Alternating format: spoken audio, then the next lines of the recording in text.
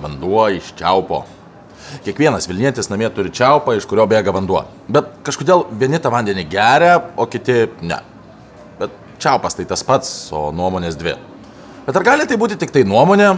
Žodžiu, yra žmonės, kurie nieko daugiau gyvenime neveikia, tik tai tiria vandenį. Jie šio klausimu turi pasakyti vaką.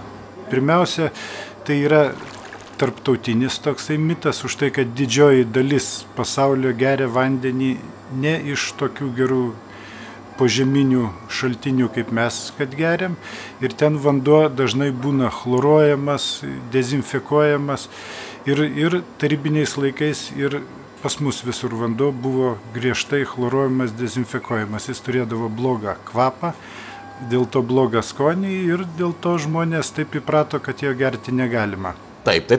Bet užsienis, toli, praeitis, seniai.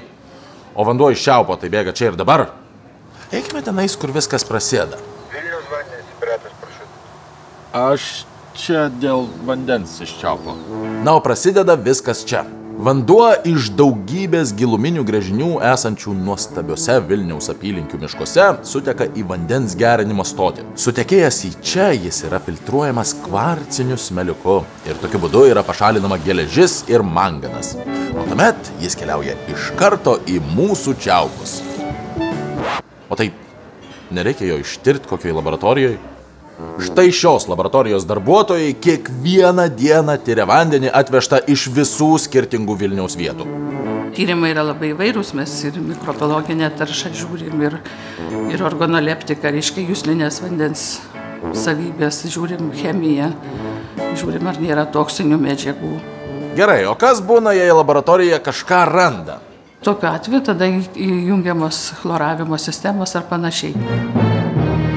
Tai aš turiu pasakyti, kad mūsų vanduo yra labai saugus ir jau eilę metų ir dešimtmečių mes šitokių blogybių vandenyje mūsų neaptinkame. Giluminiai gręžiniai, kvarcinis smėliukas, laboratorijos nieko neranda. Iš kur po Vilniumi toks geras vanduo?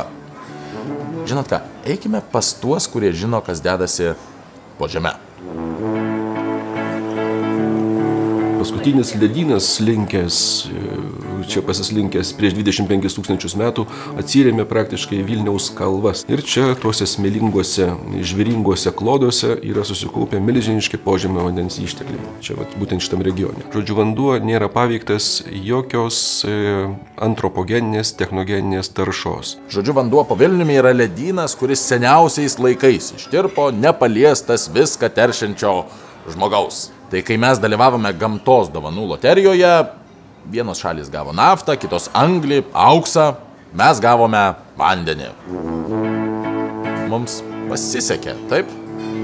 Nu, man atrodo, kad tokios kokybės vandens mums daug kas galėtų pavydėti ne tik tai Lietuvoje, bet ir kitose šalyse.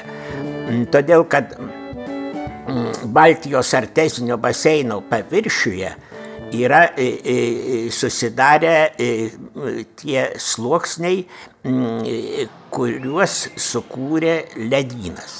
Taigi, kol Europos ir pasaulio sostinių gyventojai geria filtruotą ir chemikalais apdorotą upių vandenį, aš norėčiau pakelti tostą už tyrą ir šaltą gamtos dovaną mūsų brangiajam Vilniui.